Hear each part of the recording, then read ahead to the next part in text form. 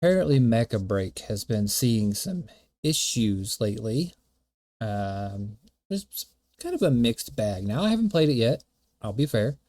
But aside from everybody loving the booba, there's some other issues with it apparently. Now I don't know a whole lot. I just know the little bit that I have seen people say about it. So we'll see. Let's dig into it a little bit more. See what there is. See what's going on.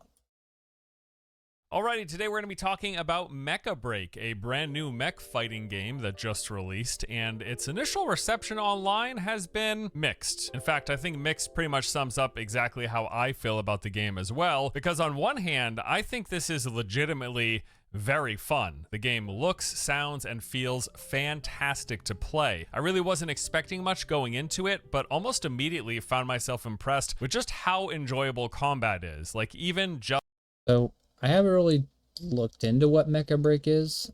I'm assuming it's a PvP game because that's what I mainly see people like talking about. I don't know if there's actual PvE in it or not. I have thought about trying it out.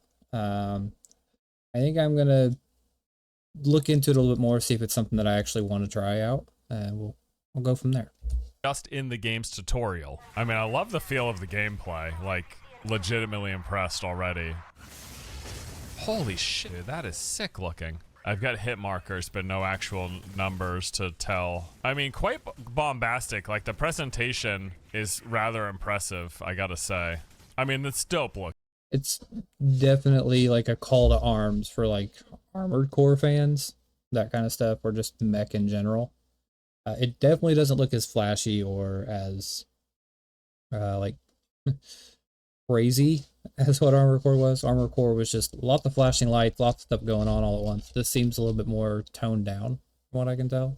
Looking, right? Like, I'm not much into mechs or anime, just personally. But in terms of like the presentation and the gameplay, like they've definitely built something that looks and feels good to play. And I'm saying that literally after just doing the tutorial. But it looks and feels phenomenal. One of so the far. biggest like, hurdles we just to went through the overcome, 20-minute opinion. tutorial. I think we're done. Like, that was really, really good. So it was all going great, but then after a mere 20 minutes of playing, I kid you not, it happened that quickly, I was presented with this monstrosity of a user experience and a reason for about half of the negative complaints and reviews that I've seen about the game. Okay, so that's recommended. What my recommended? See, this is already, here's already the bullshit. What is all this? What's happening here? Okay. Oh God. Yep. Dude, I just started. I was just saying nothing but good things, but what is this? Okay. Visit Ace Recruitment and Logistics to purchase the Striker Falcon costume and deploy this chick and unlock exclusive Striker Falcon. I mean, that's sick looking. How much money does it cost? Jesus. Dude, I just finished the tutorial. What the Now, we'll talk about monetization in more detail. My personal take on this. So, ideally, most people are okay with, microtransactions or monetization, whatever, but not when it's shoved down your throat 20 minutes in. Even like most mobile games, like they try to hook you like within like, they usually give you like that first hour or two, or until you hit that paywall and they're like, oh, hey, I see you're really enjoying this game, yada, yada, yada. But to throw it at you immediately coming out of the tutorial, I can see people's complaints now. It is very in your face about it. And it's less of a, hey, we see you're liking this. Why don't you try showing some support? Shortly, but just to get this out of the way up front, the issue here isn't that they're monetizing the game. It's a free-to-play title. Of course, they're going to be selling stuff. No one reasonable expects developers to not have a means of making money. That's just ridiculous. Now, besides the fact that I would have vastly preferred this just to be a premium game, let's say they sold it for $40 to $60, and then maybe they also sold a battle pass or something as well and called it a day. That would have been amazing as far as I'm concerned, but that preference of mine aside, it is a free-to-play game. So yes, they're gonna sell stuff to make money, duh. And I want them to make money, because after playing the past 2 days, I can really confidently say that the game itself is actually pretty darn good. Like, I would recommend playing it even just for a short while because it's that fun. I just also think they went a bit overboard with not just how they're monetizing, but the way they're presenting it to the user, to us, the players. I hadn't even played the game for 30 minutes, and they were already giving me pop-ups with $50 skins, premium seasonal battle pass purchases, and of course, email and Discord registration requests. You autumn, like, right out the gate, you're breaking the immersion, you're pulling them out of the game, and it's like, okay, you're in the real world now, spend some money. And when you break that immersion that quickly, like, it's one thing to like guide somebody into it, or, you know, have some kind of like off the rails kind of menu. Like, a lot of games, like, there's like, yeah, you have your store page, but usually like some games, like, it's rare, but there are some games that have like, it's like the store page isn't necessarily like right there in your face, it's like a sub menu. And so it's less of an immersion breaker, and it's less of like breaking that fourth wall or third wall, whatever the fuck wall it is. So I think it's not a good look to shove this into a player's face. And I do agree with him here. Like, as somebody that's never played the game before, me personally, if I was to play a game like this and, you know, 20 minutes in, just after doing the tutorial, and all of a sudden I'm being bombarded with, you know, purchases or microtransactions or monetization schemes, whatever, like, that's not a good look. It's usually, this stuff is like drip fed. Like, you drip feed, like, okay, here's tutorial. Okay, here's how you do your upgrade systems. Here's this system. Here's this mechanic. And then as it drip feeds things to you, then it will say, okay, here, you've been playing for a while. Would you like to do this? Or here's the store page, or whatever. It's, if the, and like, even some games, like, their store pages, like, it doesn't unlock everything from the store right out of the gate. Like, it's, if there's like a game with like a stamina system or whatever, like, oh, you can spend gems to get yourself more stamina, yada yada yada, and here's where you can get the gems to do that. There are games that are scummy, but they don't throw the entire book at you at once. So it's, you might be more inclined to get somebody to spend money if you don't throw the entire thing at them straight out the gate. Most people don't make a purchase off of a whim. Most people make their purchases based on their own personal likes and interests. And if somebody is interested in the game, or, you know, puts time in and, you know, says, oh, hey, I really like this game, I don't mind buying the skin, that's a different story. But when it's somebody that's just now playing your game for the first time, and their first impression is this is a very bad look. Now, it's one thing if you are already a well-liked and popular game with an established player base and you're doing this kind of thing. It's another thing entirely if... Another good term for it is, you know, that sunk cost fallacy. You know, you've spent so much time into it that you feel obligated or whatever to put some money down on it because of your interest or your likeness into it. So yeah, it makes me wary. If you're a brand new game and a fresh IP, it's just all a bit too in your face right out of the gate. Yeah, it's really interesting. I'm going to be really interested to see how this game flattens out, because the gameplay is really good. And I'm not here trying to excuse monetization. I'm the first one to dislike it and complain about it, but the game would definitely be better without this. Like, still do a free-to-play game, have a battle pass, sell cosmetics, or just sell the game for $40 and have none of that. And I think that is the real problem that they're facing. Yeah, see, and I agree with that.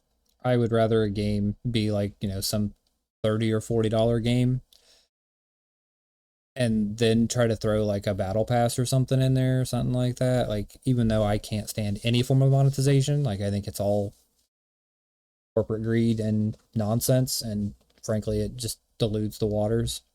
But I mean, it is what it is. I mean, you're at a time that it's become so normalized that people are just indoctrinated to be okay with it now, just because it's been shoved in your face for so long.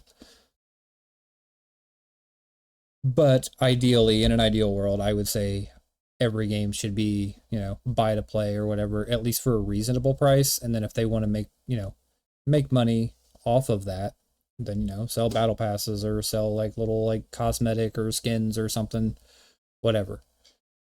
I think that'd be the best way to go about it, not that.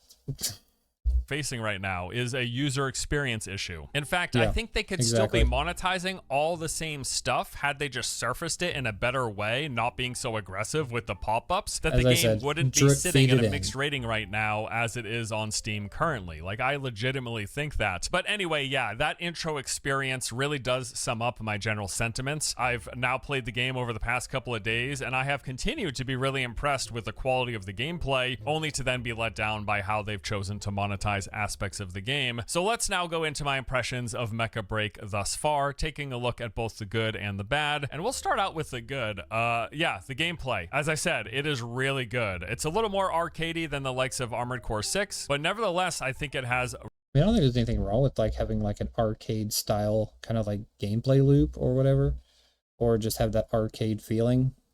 I think that's great. And I think like other games have like gone the route of like trying to mix arcade with more like realistic or refined kind of game.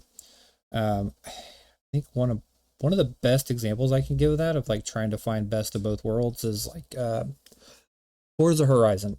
So inherently it is a driving simulator, but there are plenty of options and settings you can tweak that make it feel more like an arcade racing game.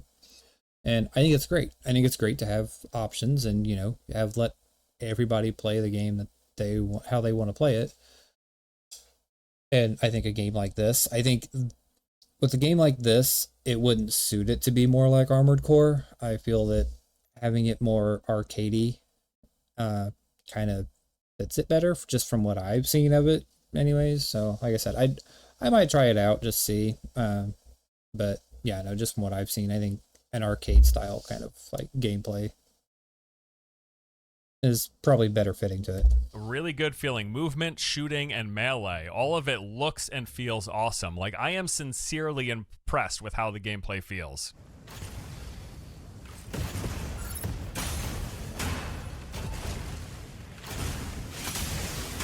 Yeah, like combat, movement, all of that feels amazing. Really, really, really impressed. How are the controls on mouse and keyboard? The gameplay feels fantastic. Any other critiques of this game aside, it feels... And see, that's the one thing you want to nail first before anything else is, does it feel good to play the game? Is it, are you just having fun in general playing it?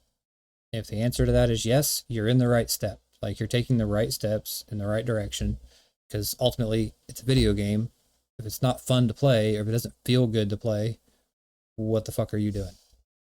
Feels phenomenal and very fun to play. Another pro is that they've got some variety in terms of game modes. So currently the game features 3 primary modes. First, there is a 3 vs 3 deathmatch. The first team to 8 kills wins. Then they've also got a 6 vs 6 hero shooter style objective mode, similar to something like Overwatch or Marvel Rivals. This really seems to be the core mode that they are focusing on advertising and trying to get people to play. So the mechs themselves, they essentially function as hero classes. There can be one of each of them per team, and then you will work together as a team fighting over an objective like capturing the point or pushing the payload. Now, I've played a couple of these team-based modes myself, but really it's the next one that I've preferred, because lastly, the mode that I've spent the most time with is Extraction. This takes place on a massive island. You start off picking one of the 15 available mechs that you want to play, then you drop into a random location and you go around clearing points of interest full of enemy PvE AI. You're collecting loot in the process,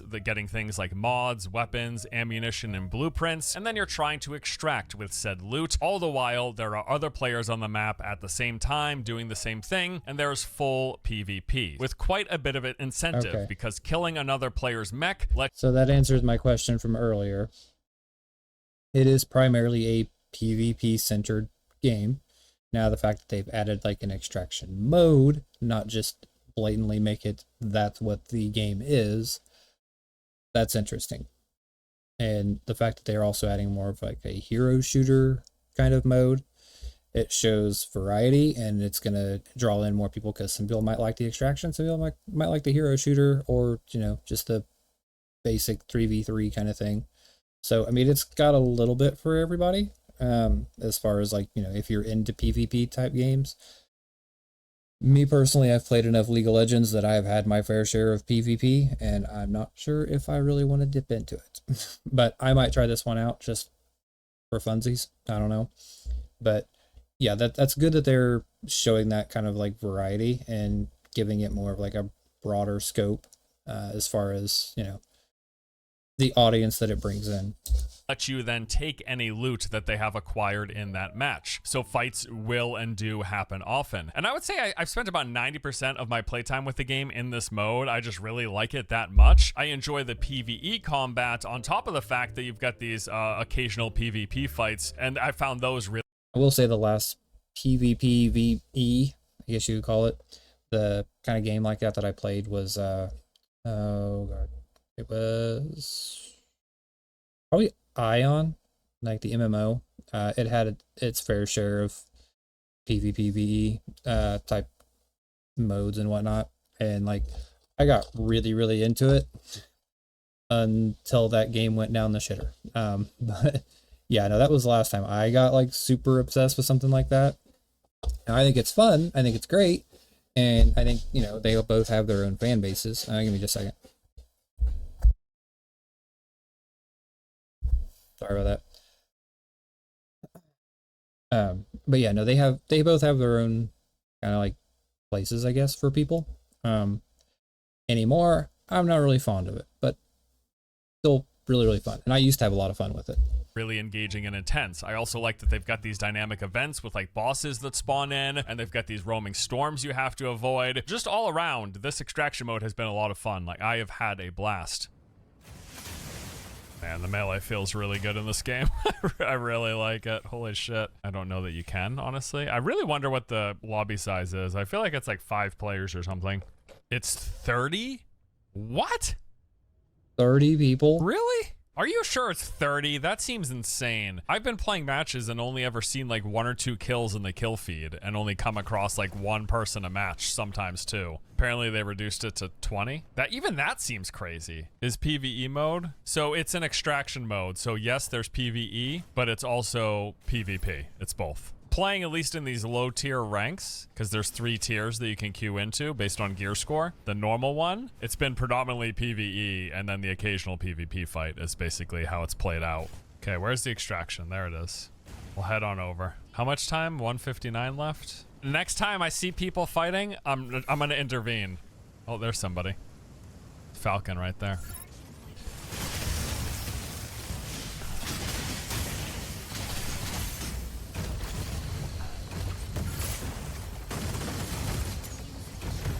Out of energy.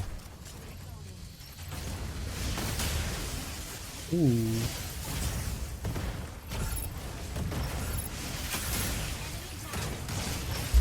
Gespiel! He got a sniper cannon. So just going off of that, I can see that there's like, it's not your typical like TTK, or for those of you who don't know, time to kill. A lot of PvP games have like, the way they balance it is through that TTK, and from what I've seen, from what I've just seen there, has a very slow TTK, to where it's not like a, you know, you can instantly die or like blow your load and die really quick kind of thing. So it's nice to see that it's more of like a methodical kind of thing, where you can actually, you know, have a chance in case somebody gets like, you know, gets a leg up on you, or, you know, sneaks up on you, something like that. So, I mean, I've never been a big fan of games with like really low TTKs. I guess a good example of that is like Valorant or CSGO. I'm not a big fan of that. I like being able to, you know, if you slip up, it's not the end of the world. So There's a loot box. There's another blueprint. Let me get rid of these. I'm gonna be honest with you guys. Except for one encounter, I've kind of been dumping on fools so far. It's been a lot of fun. And then lastly for the pros, I think the classes, or strikers as they're called, are all really interesting. Visually, they look amazing with some cool as hell designs. They all also play quite differently. They have a mix of light, medium, and heavy mechs. And also right out the gate, there are 15 different mechs to choose from. Now, 12 of them are immediately available to everyone who plays the game, whether you've spent any money. It looks like we actually have access to all of these.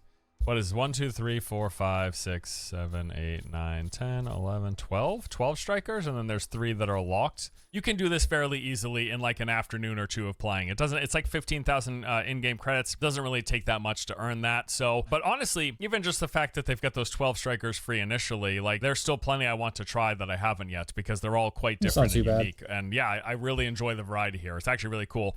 It's a little bit of like a change of pace compared to other games like this where you'd have to sit here and grind for like a few days or whatever, or they might put a cap on it. Like you're only allowed to earn so many credits a day kind of thing. So that unless you spend more money kind of thing. So it's good to see that they're not like throttling it too hard, and that you can earn it fairly quickly. So that's always good to see.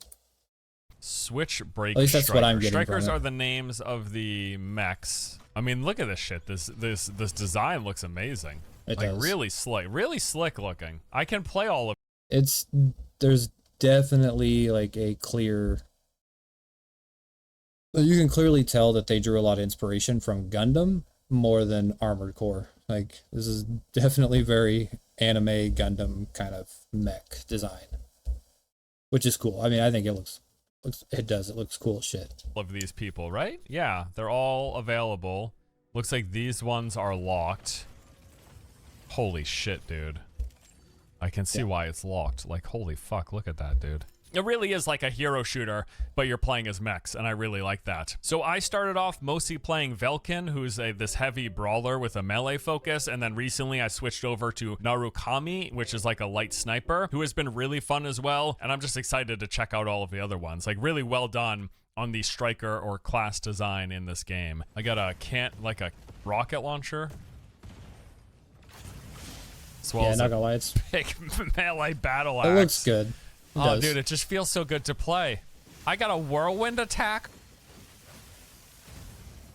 Dude, that's amazing. Okay, so now let's move on to the bad. First off, the new player experience is pretty lackluster. The game does have a basic gameplay tutorial where they teach you how to move, shoot, and use your abilities. But then after that, you were just plopped into the main menu screen that has like 20 plus tabs for you to figure your way through. And there is no guidance on what you should be doing, where you should be looking, how to even start up a game. Like, it doesn't even show you like, hey, go here to start a match of this mode. They're just like, here's the menu. There's 20. Okay, that would be another critique of mine, simply because even some of your most slop piece of shit mobile games give you that guidance. Like, hey, here's what this menu does. Here's how you get to this. Here's how you get to this.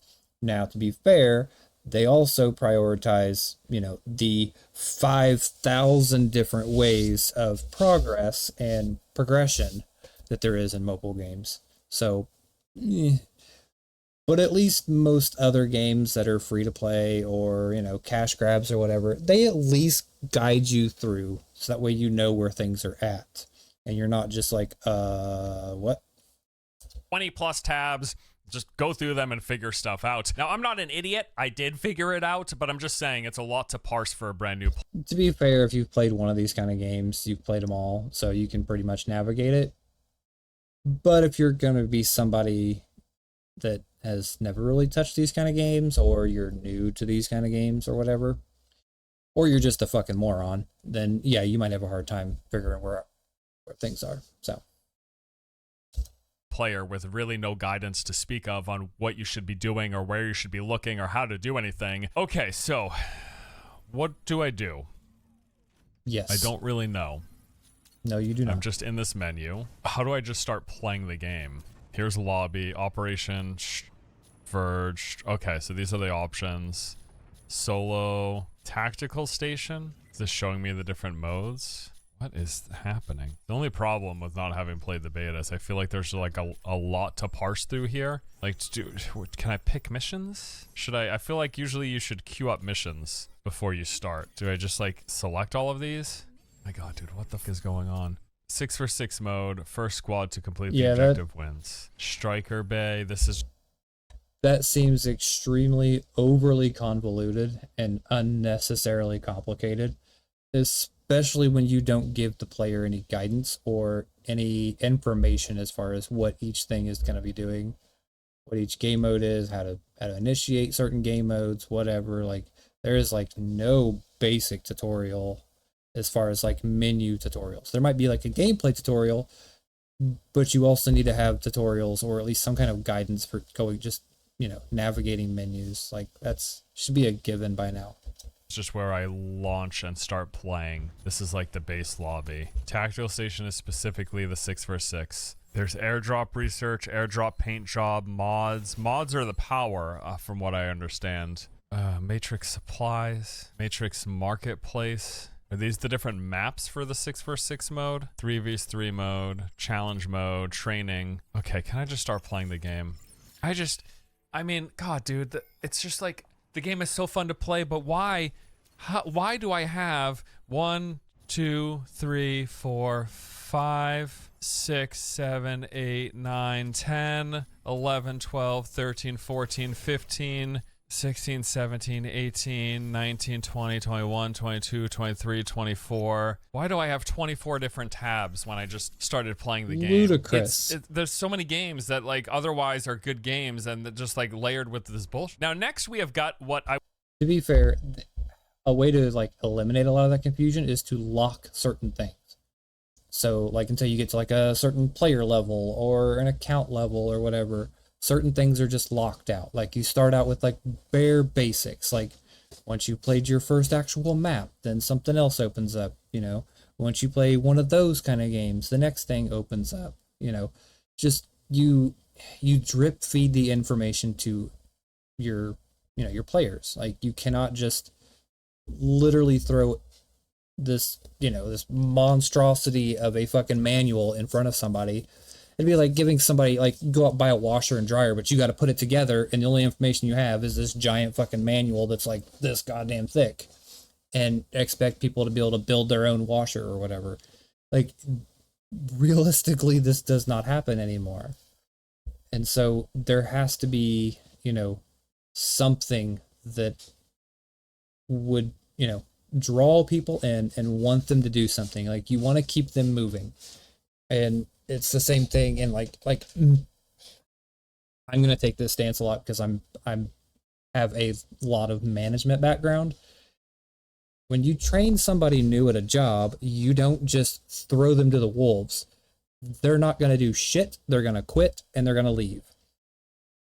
You have to start from the, like, bare bone basics, you know, maybe have them, you know, read some kind of like basic training manual, and then you know, like how to put this box inside of this box, have them read that.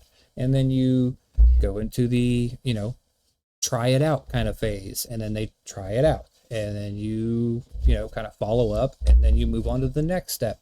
You slowly, one thing at a time, introduce things to people. And then as they learn more and more, they're going to retain that information better, and you're going to retain your players better that way.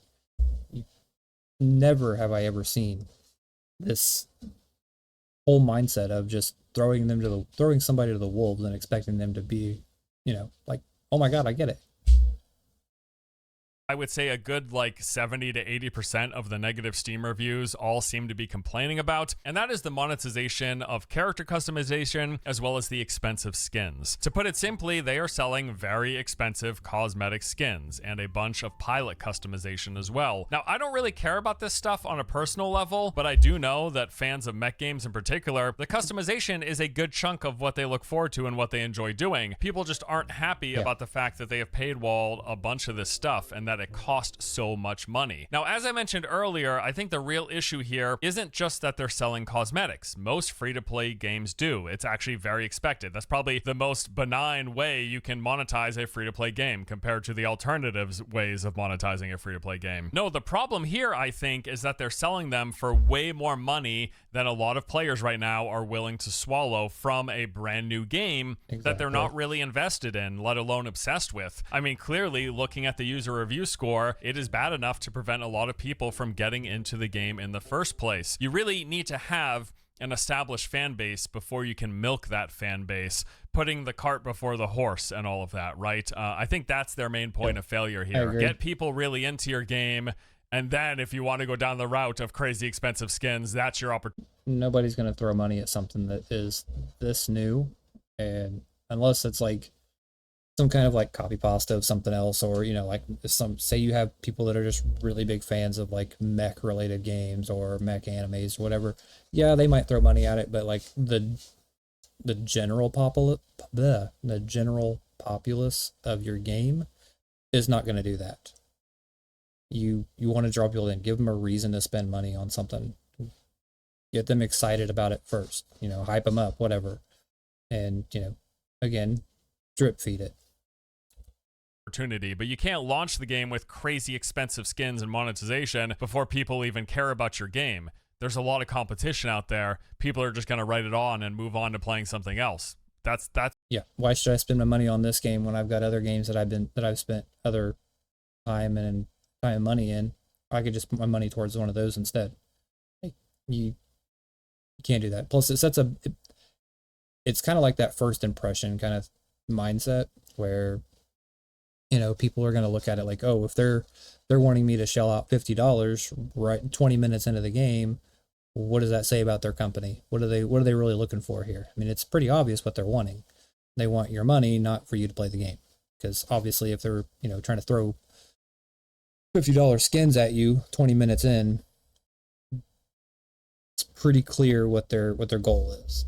And a lot of people aren't going to get down with that. That's what you have to keep in mind, really. I'm not anti-developers making money. Absolutely not. I will happily give them $60 to play this game, stripped of all the bullshit. If you want to also sell a seasonal pass with cosmetics, by all means. I won't engage with it, or I will if I really like your game. That's ultimately my take and thought on it anyways. But then beyond the cosmetic stuff, there's also the pay to win or pay for advantage side that the game has. And this stings the most for me personally, as it impacts the only mode that I really enjoy, that extraction mode. So basically, they've got this mod system in extraction mode specifically where you can equip upgrades for your mech. This lets you do things like adjust your boost rate, your efficiency, your targeting speed, your recovery time, your movement speed, etc. So these mods drop in the form of what is basically a loot box. Whenever you kill larger PvE enemies in the extraction mode, you're gonna get a mod box. They will come in different rarities. The higher the rarity, the stronger the potential stats on the item. So you open the box and you're presented with a random mod of that rarity. Or the other option is via this game's auction house, you can actually buy already opened mods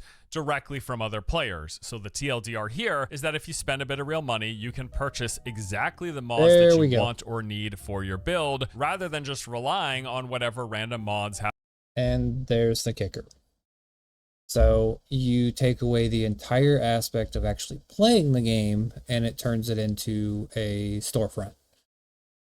So you're no longer playing the game, you're playing the store. These are the kind of things that I have an issue with. I have zero qualms about spending money on, you know, anything that's related to, you know, like customization, vanity stuff, you know, whatever, skins, yada, yada, yada, cosmetics. But when you dip into something like this, you open the floodgates for all kinds of people that are going to complain about your game. And you are very obviously targeting a very specific demographic with this. Happen to drop that you get from opening boxes. You buy them from other players, though, is how it works. Because people get those mod boxes in game and then they sell them on the marketplace, and you can buy them from them right here. So they sell the mod boxes, 20 cents each. You can buy weapons directly. These are 60 cents each, these twin rocket launchers. It's like 100 for $1. So like this is $6, whatever this is. That's now ridiculous. keep in mind too, this marketplace, you're selling this to other players. This is all a player-driven marketplace. Players found these mods, opened them, received these, and then are selling them themselves. And they're gonna get that currency, and then they can use that currency to buy some of these cosmetic stuff, I guess. I don't know what else you can buy with Corites. I don't know if it's just cosmetic, because Corite is the real money thing. On top of that, in the auction house, you can purchase for real money from other players, gliders that drastically increase your move speed, repair stations to heal your mech, recon beacons to mark important things on your map, decoy beacons to redirect enemy fire, and extraction beacons that let you extract wherever you want, rather than having to rely on the limited number of extraction points that are on the map directly. You can also buy airdrop items that let you do things like call in weapons, ammunition, and the cargo rocket beacons, which are probably the most contentious item of all. This is something you can pay for that lets you extract items without having to survive and successfully extract yourself in your mech. Basically, go into a game, you get some items. If there's something you really want, want to make sure you don't lose it, you can call down this rocket, put your stuff in it, and then it ships it off safely. Even if you die, you'll keep those items. It's like a safe pocket essentially, but one that you can pay real money for. But I don't know if this is true. Somebody said you could spend money to extract, like you can pay $50 to guarantee extraction. Oh my god. Which I am dead if that is true. This must be the thing that you can pay to extract money. Cargo rocket beacon. Summons a cargo rocket in Mashmach. That's the name of the map that you do the extraction mode, to send resources back to base early, avoiding losses from failed extractions. That is so, how do I get wild. a cargo rocket beacon? Oh my god. Monetization doesn't matter in the matchmaking / battlegrounds, just the extraction. Well, that's rather unfortunate for someone like me who is most interested in the extraction mode. Yep. So if you're telling me that the pay to win is in the extraction mode, that's a... Clearly. So, and I know a lot of this doesn't transfer like over to the other game modes, but if your extraction mode is your most popular game mode, that's where you want to monetize it. And that's exactly what they've done. Basically, a new person with a very hefty bank account can, you know, install the game for the first time and then basically just dominate as long as they pump enough money into this. That sets a very bad precedent going forward. And, you know, especially for people that have been playing it for a while, or you get somebody that's new that just pumps a bunch of money into it and all of a sudden they can dominate. And then once they dominate in their first game, then they can dominate in other games, and it just snowballs from there. So it ensures that the whales continue to be whales and everybody else continues to be, well, everybody else.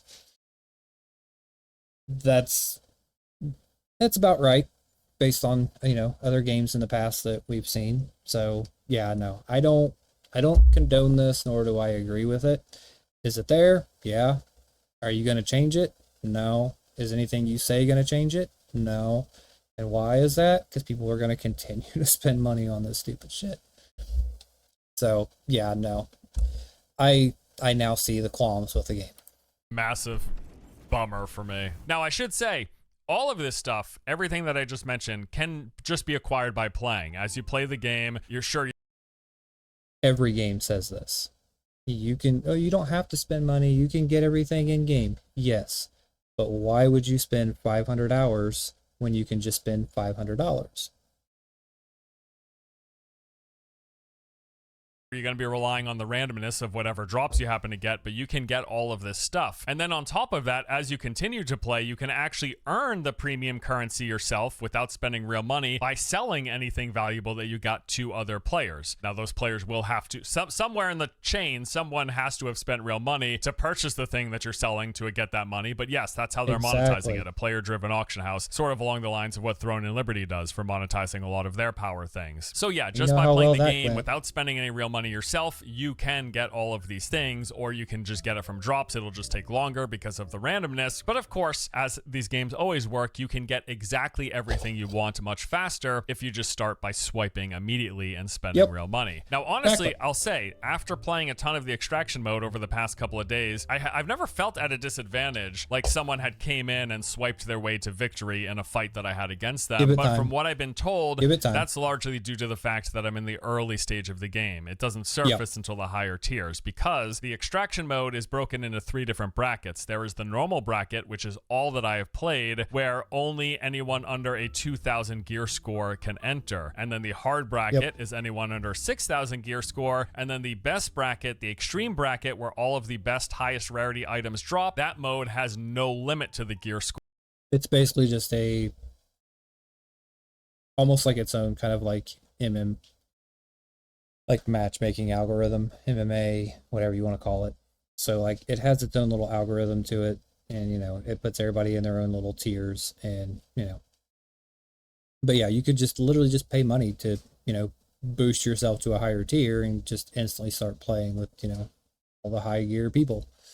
So whales will only play with other whales. Now you might get a couple plankton in there that's going to play too, because they've spent the last 500 hours getting there, but for the most part, no, it's going to keep them all out of there. But God, typical nowadays, you see this all the time.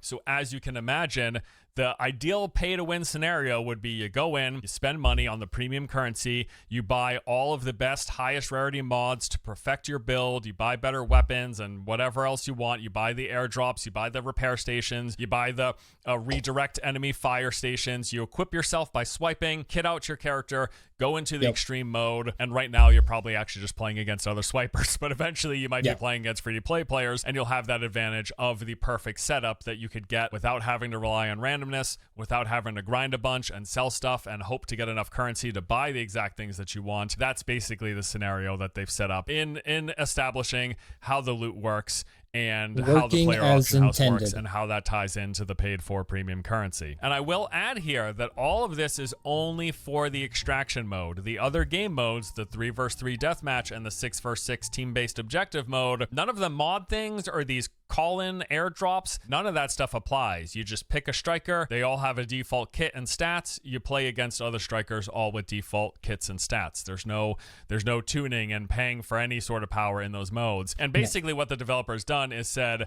the extraction mode, where there is pay to accelerate your advantage, that's not the main mode. They don't consider that the main mode. The main mode is the stuff without the pay to win. It's just that's just the money. That's the ATM of the game.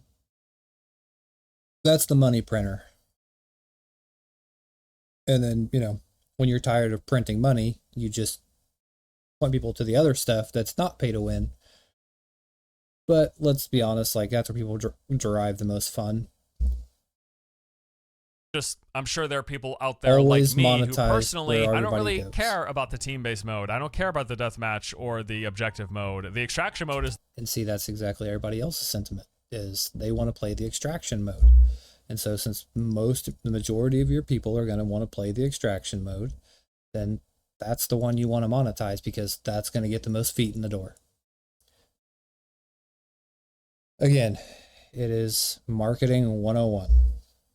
Is the one that I like. And for me, and anyone like me who prefers that, it is a bummer that people can pay to accelerate. And if I ever wanted to play an extreme, I most certainly would be at a disadvantage without swiping or without grinding excessively. That's, again, what the system they set up. And the last con is just the fact that I wish the game actually had more PvE content, because what little is here, which is basically just the first 20-minute tutorial and then the extraction mode with all the enemies and the POIs, all of that is legitimately really fun. Like, yeah, you don't put all your eggs in one basket. You put the really big eggs that everybody wants, you put that mainly in the basket, and you put a couple little small eggs in the basket. But you mainly want all the good eggs. They have some really engaging PvE content and enemy variety and bosses and events and all that stuff. If they fleshed it out more, I would honestly play the crap out of it. Like, if this was basically just like a mech version of Warframe with the gameplay system and combat that they have, I would probably be obsessed. Like, no exaggeration, honestly. So I just wish they had more PvE. Simple as that. Okay, so to wrap it all up, the TLDR here is that I think this game is legitimately good and fun from a gameplay perspective. I've really specifically enjoyed this extraction mode, and I like all of the different strikers. They're really cool classes with great designs and varied playstyles that I've enjoyed the little I've seen so far, and I'm looking forward to trying out some more. are. But at the same time, as for the negatives, the onboarding is non-existent, the menus are overly bloated and convoluted, monetization right now tips into the over-the-top category, where a majority of these early negative reviews that currently have the game sitting at a mixed rating, that's where that comes from. And again, I'll reiterate, for a non-established IP, a brand new game, it's just too much money for many people to care enough. They just prefer to go play something else at this point. I'm also sad that the main mode that I enjoy, Extraction, players can swipe to get an advantage quicker than free-to-play players. And then I wish just in general that they had more of a PvE focus. If this game played exactly the same, but was just more like Warframe with way more PvE content and grinding for power and all that stuff, I would be thrilled. The 3v3 and 6v6 modes just really didn't click with me at all personally. But even with all those cons mentioned, given it's a free-to-play game, I think it's worth checking out if you have any interest in it, because yes, it's actually really fun to play. Like, hats off to the developers. They made a mech game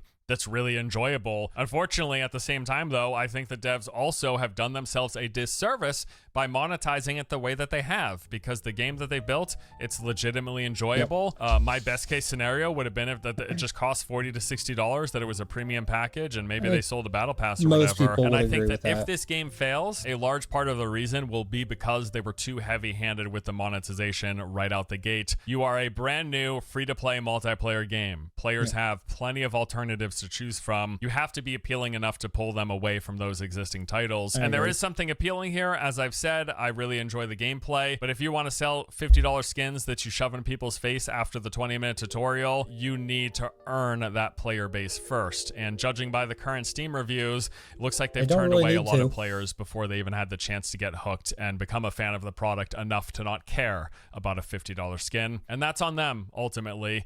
It's really a shame, because I've had a lot of fun playing this game. I just think that a lot of people are never going to try it because, again, they've been too heavy-handed with monetization. We'll see how everything shakes out, but those are my first impressions of Mecha Break. Thanks for watching. Hope you guys enjoyed the vid, and yeah, I'll see you in the next one. Take it easy.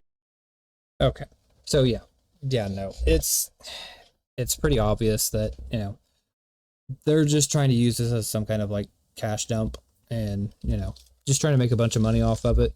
While there could be a good game there, I do agree with the sentiment that, you know, making this a, you know, like a paid game instead of a free-to-play game, and then like maybe like charge something for skins or whatever would be better.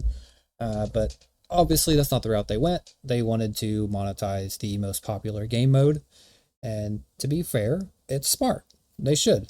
And that's what I would do if I was, you know, setting up this kind of, you know, this kind of monetization for a game or anything in general. Like, you always want to profit off of the most popular item. And since Extraction is going to be obviously your most popular item, monetize it to hell. And that's exactly what they've done. They want to maximize that profit from it. And it's very obvious. They let you know exactly what kind of game you're playing as soon as you end that tutorial. Their way of drawing you in is saying, hey, here's this really cool tutorial. If you like it, you've made it this far, so you must enjoy it somewhat. So here, spend some money. It's not a good look. Now, as far as ethics or morals revolving around this, I can give a shit less. You don't look for ethics and morals in games, in free-to-play games. I'm sorry. That ain't the thing. I think most people would be more willing to spend $40, $50 if you made that $40, $50 the price of the game.